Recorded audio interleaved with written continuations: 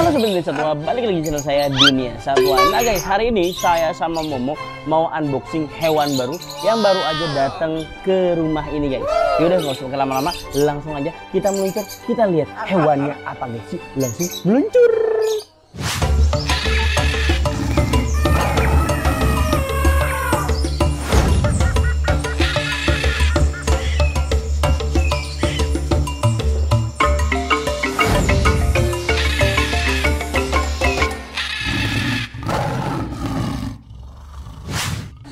Oke guys, hewan barunya sudah ada di bawah kita di sini guys.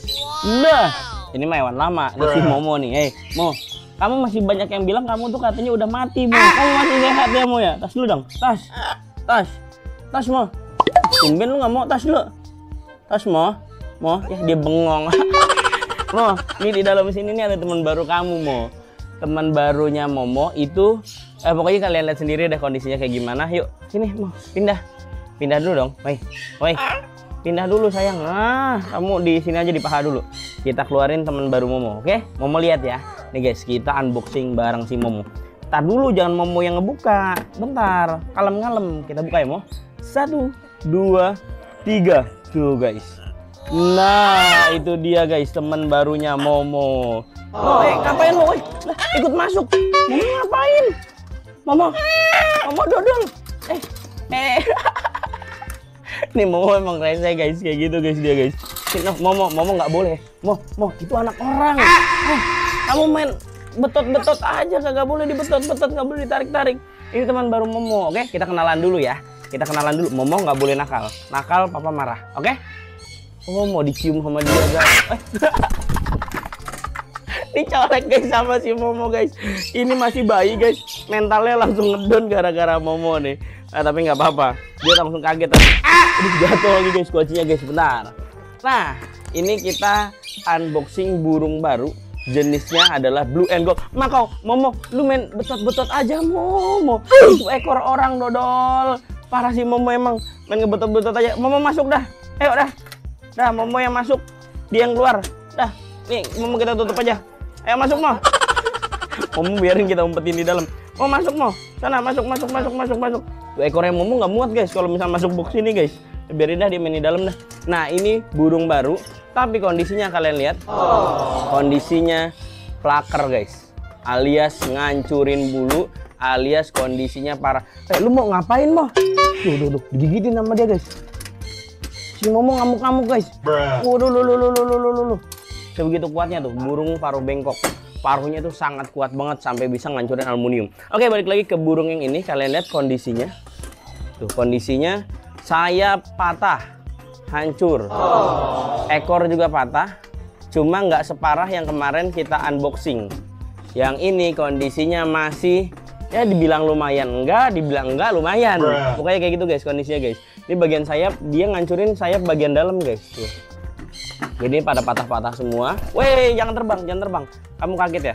Ya sabar ya. Oke. Ini Momo kita masukin ke dalam aja dah. Nih, rese, biarin. Mo, masuk aja lu Mo. Oke, kita tutup si Momo. Ekornya udah masuk. Oke guys. Nah, ini kondisinya kayak gini. Kita coba cek. Kita mau pegang nggak nih? Oh, dia ketakutan guys. Nah, ini burung masih bayi guys sebenarnya guys. Masih muda banget. Umurnya masih di bawah 1 tahun. Oke guys, kenapa saya bisa tahu ini usianya masih di bawah 1 tahun? Karena kalian lihat bagian matanya, kalau di bawah 1 tahun itu matanya masih gelap guys, masih agak coklat ke abu-abu pokoknya gitu dah. Bagian yang di pinggir mata hitam ya, bola mata hitamnya itu kalau misalnya makin tua warnanya makin putih agak kekuningan. Tapi karena ini masih muda, jadi warnanya matanya agak gelap. Dan ini kenapa bisa plaker? Nah, kita bahas guys. Jadi disclaimer dulu, disclaimer bahasanya. Pokoknya ini berdasarkan riset pengalaman saya ya. Saya nggak ngerti jurnal, saya nggak ngerti, pokoknya nggak tahu ilmu tentang kedokteran hewan atau segala macam. Tapi berdasarkan pengalaman saya, karena saya itu bisa berstatement, bisa ngasih tahu ke teman-teman karena saya sudah ngeriset guys. Jadi bukan cuma 1 ekor burung, tapi ada beberapa ekor burung plaker yang kita tanganin di sini. Jadi yang pertama, masalah plaker itu banyak yang bilang adanya kutu pada burung. Adanya kutu yang pertama ya, saya sering dengar itu adanya kutu pada bulu burung. Sekarang kalian lihat kalau secara kasat mata burung ini bersih guys, nampaknya bersih, nggak ada kutu. Tapi kalau menurut logika saya, semua unggas itu pasti berkutu guys. Kenapa semua unggas berkutu? Karena apa? Kutu itu apa ya? Pertama nggak bisa hilang total banget, nggak bisa kayak misalkan dia nelor di bulu, terus nanti netes, baru jadi kutu. Mau kalian mandiin tiap hari pun tetap aja. Yang namanya Tuhan itu udah menciptakan semuanya dengan sangat sempurna. Kita itu cuma bisa mengurangi jumlah kutu pada bulu burung, bukannya menghilangkan kalau menurut saya. Karena nggak mungkin kan kita tiap hari kita liatin ada kutu apa enggak, ada kutu apa enggak. Dan logika saya lagi, burung di alam itu misalkan dia kutuan, kok kenapa nggak ada yang, bukan nggak ada yang plaker, mungkin ada 1-2, tapi jumlahnya lebih banyak burung plaker di dalam kandang. Itu logika saya ya. Berarti kan kalau masalah kutu memang bisa menjadi salah satu faktor, tapi menurut saya bukan faktor kuat ataupun faktor penyebab utama dari si burung plaker. Terus yang kedua, ada yang bilang kalau misalkan dikasih kuaci, bukan gara-gara saya dagang kuaci ya, bukan guys. Ada yang bilang karena dikasih kuaci, jadi si burung ini jadi apa ya, cepat minta kawin atau birahi guys. Logikanya ini nih burung di depan mata saya nih, ini burung masih muda nih, kalian lihat aja tuh matanya tuh, masih muda, bulu warna matanya tuh masih hitam, itu udah pasti kelihatan muda. Dan nggak mungkin seandainya kan dia kasih makan kuaci tiap hari, nggak mungkin umur segini tuh birahi ataupun minta kawin guys. Itu nggak mungkin banget kalau menurut saya ya. Terus faktor selanjutnya kalau menurut saya, pertama, Tuhan itu menciptakan sesuatunya dengan fungsinya masing-masing. Kayak contohnya burung paruh bengkok, itu fungsinya adalah memecah biji-bijian. Jadi si burung paruh bengkok ini kalau di saya ya treatmentnya itu saya ngasih buah-buahan tetap saya kasih, tapi nggak sebanyak kasih biji-bijian. Biji-bijian itu macam-macam, kalian nggak cuma ngasih kuaci, tapi kalian bisa kasih kacang-kacangan, misalnya almond, macadamia dan lain-lain. Makanan yang dari negara sana ya, negara asalnya ya. Tapi kalau misalkan dikasih full buah-buahan, itu setahu saya itu nuri. Nuri memang secara bentuk paruh, bentuk lidah itu memang pemakan buah-buahan. Tapi kalau misal makau guys, kalian lihat bentuk paruhnya dan bentuk lidahnya ini kering guys. Tuh. Kalau nuri kan rada-rada basah sama ada rambutnya. Sedangkan makau ini bentuknya tuh bener-bener kering dan bentuknya bener-bener pemecah. Jangankan kuaci, jangankan biji keras, ketapang bisa hancur. Jangankan ketapang, jeruji besi itu bisa hancur sama si paruhnya guys. Berarti kan memang si paruh ini dirancang itu untuk pemakan biji-bijian. Nah kalau misalkan biji-bijian mempercepat birahi ataupun minta kawin, setahu saya yang mempercepat birahi ataupun kawin itu vitamin E guys, kandungan vitamin E. Tapi biji-bijian saya nggak tahu ya kandungan di dalam biji-bijiannya seperti apa sampai bisa mempercepat kawin. Pokoknya kalau misalnya kalian mau ternak, itu kalian cari aja vitamin-vitamin yang mengandung vitamin E. Ataupun setahu saya ya itu vitamin E itu membuat si burung cepat birahi. Ataupun buah-buahan atau biji-bijian dan lain-lain yang mengandung vitamin E itu mempercepat proses birahi guys. Tapi umur segini abongan, masa iya? Tuh. Masa iya guys birahi? Kan masih bocah banget ini. Faktor yang sering saya temuin di burung plaker itu adalah baper. Kenapa saya bilang faktor yang utama atau faktor yang bukan utama ya? Faktor yang sering saya temuin itu adalah baper, atau si burung ini merasa udah sayang sama owner, terus dia merasa dicampakkan, akhirnya dia sakit hati. Itu yang menurut saya lebih ke faktor psikologis. Kenapa? Karena balik lagi kalau misalkan salah satunya kuaci bisa menyebabkan si burung plaker, sankonur ya Pak ya, di rumah setiap hari makannya kuaci, udah berapa tahun nggak ada yang plaker. Dan kenapa burung-burung plaker itu sering terjadi pada burung-burung medium ke atas, kayak contohnya kakatua, African Grey, makau, nggak burung-burung medium ke bawah kayak contohnya sankonur, mong paraket atau parkit atau yang lain-lain. Itu kenapa nggak kejadian ke burung-burung kayak gitu guys? Makanannya sama, biji-bijian semua, kayak parkit makannya millet, kenarisit dan lain-lain. Terus sankonur di rumah ada 25 ekor guys, makannya full setiap hari kuaci. Selingannya adalah buah-buahan, tapi kenapa nggak timbul plaker kayak gini? Nah, ini yang masih menjadi pertanyaan di dalam kepala saya. Sebenarnya faktor plaker itu faktornya apa sih? Kutu oke, masuk akal kutu. Birahi oke, tapi kalau misal usianya memang udah tua, itu pun faktor birahinya dia plaker itu biasanya karena apa ya? dia merasa gue butuh pasangan tapi kok nggak dikasih pasangan, akhirnya dicabut bulu. Nah sama ini guys, faktor lagi, bukan faktor, pertanyaan saya lagi, kenapa burung di dalam kandang jarang ada yang plaker? Rata-rata burung plaker itu adalah burung yang di-handle. Rata-rata ya, bukan semua burung plaker. Burung yang di kandang juga tetap ada burung plaker. Tapi rata-rata kenapa burung yang di-handle lebih sering terkena plaker guys? Tuh.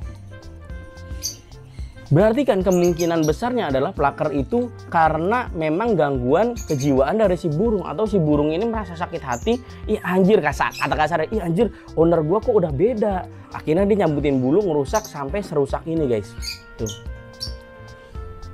Ini hancur, bener-bener, ini bukan penyakit ya. Kalau penyakit itu setahu saya itu namanya PBFD. PBFD itu selongsong bulunya berubah jadi hitam dan akhirnya rontok atau copot sendiri tanpa digigitin. Kalau ini kalian lihat sendiri aja tuh, digigitin guys, hancur.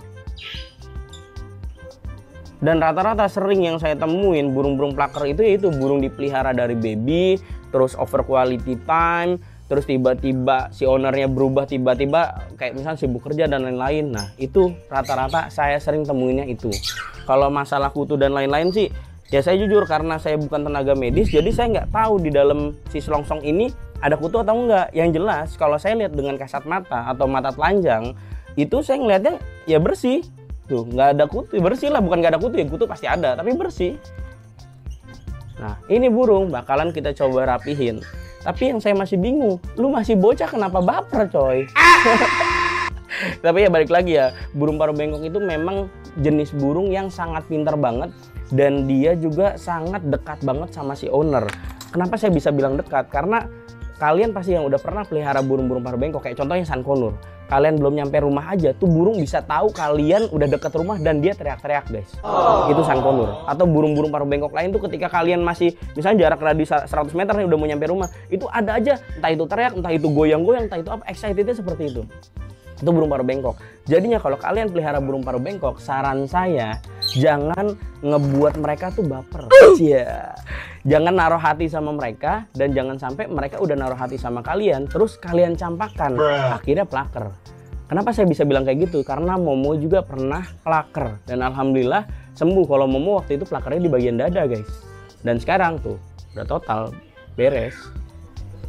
Karena ya itu, sebelumnya saya sayang-sayang, tiba-tiba saya ada kerjaan, sibuk, kelihatan banget dia langsung cabut-cabut bulu. Kalau yang ini saya harus riset dulu, harus analisa dulu, kenapa dia sampai plaker, dan gimana cara nanganin plakernya. Otomatis kalau saya pribadi ya, cara menangani plakernya, saya ngeriset dulu, nanti tahu caranya, baru kita kasih tahu ke si ownernya. Jadi di sini burung kita rapihin dulu, nanti bulu rapi, terus kita sambil riset guys, dia masih kambuh atau enggak. Karena plaker, menurut pengalaman saya itu bisa kambuh. Tergantung si burungnya sama tergantung si ownernya guys. Jadi dua belah pihak ini harus saling terlibat supaya si burung tetap bisa sembuh secara total ya. Oke tidak? Nah kalau misalnya teman-teman, menurut teman-teman gimana nih, plaker itu faktor penyebabnya apa sih? Tulis di kolom komentar ya. Takutnya ada beberapa kalimat saya ataupun pernyataan saya yang salah. Kita sama-sama belajar, kita baca nih komentar-komentarnya. Mungkin ada teman-teman 1-2 yang punya pengalaman tentang burung plaker, tulis di kolom komentar pokoknya ya. Oke, jadi hari ini kita unboxing si burung plaker ini, dan nanti kita eksekusi, kita coba rapihin bulunya. Nggak sekarang karena si burungnya baru nyampe, sambil saya mau analisa dulu selama di sini dia mau cabut bulu juga atau ngerusak bulu atau enggak. Kalau dia enggak berarti masalahnya ada di rumah, tapi kalau misalnya dia iya berarti dia masih bawa masalah sampai sini guys. Tapi biasanya sih sampai sini tetap dicabutin karena udah terbiasa dia nyabutin bulu ya. Oke. Dan plaker itu biasanya cepet banget guys, walaupun udah sembuh kayak Momo nih, udah bagus nih. Kalau misalnya dia tiba-tiba kumat, itu tuh dalam waktu sehari semalam bulunya bisa hancur sehancur-hancurnya. Itu saya heran tuh, burung paruh bengkok tuh segitunya ya kamu ya. Ya. Tapi saran saya sih guys, buat teman-teman yang pelihara burung paruh bengkok cuma untuk pelihara doang, jangan terlalu over quality time. Yang penting kalian tahu karakternya dia, terus kalian tahu dia maunya apa. Itu burung tetap kok jinak sama kalian, terus juga nurut sama kalian. Yang namanya gigit wajar lah, yang namanya kalian lihat sendiri aja tuh, burung paruh bengkok paruhnya segede gini. Tapi enak ya kalau burung parung bengkok, walaupun mereka gigit, mereka tuh tahu mana salah mana benar. Jadi ketika dia gigit, mereka tuh kayak merasa bersalah, langsung nunduk gitu guys. Kita omelin tuh langsung nunduk. Mau pernah gigit saya? Pernah. Bandel. Cuma kalau misalkan saya karena udah lama pelihara Momo, jadi tahu karakternya guys. Nggak setiap hari saya pegang Momo. Momo itu pernah 3 bulan, 4 bulan tuh nggak pernah saya handle. Cuma anak-anak di rumah cuma sekedar kasih makan, tapi masih kenal sama saya ya Mo ya. Ini sayang ya, bener ya. Ingatan burung parung bengkok tuh cerdas banget guys. Jadi handle mereka ya selayaknya handle normal aja.